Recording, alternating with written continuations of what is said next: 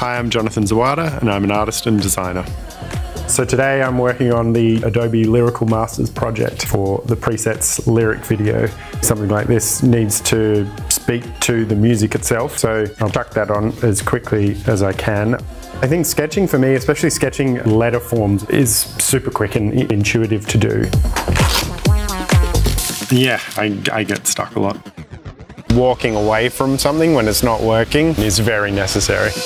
In that problem solving, I'll then find some new technique or idea. I ended up going for something a bit more geometric and neat and formal. Then I feel confident that I can jump into the computer and start fooling around with it. And quite often I'll change what that composition is. Shuffle around and change the perspective until they feel just right. So after I figure out all of this and get the colors down, I'll then separate out each color onto its own screen.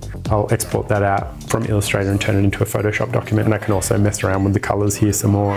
Do you reckon it would pop a bit more if it was on a yellow background or like an orange or something, sort of brighter? We can try that. That looks great. You build something and you learn a bunch of stuff in the process, and that's the point when you're best equipped to come up with a good idea. The big thing that worked out for me was having really rigorous bedrock technical set of skills that were applicable and useful to people in any number of ways.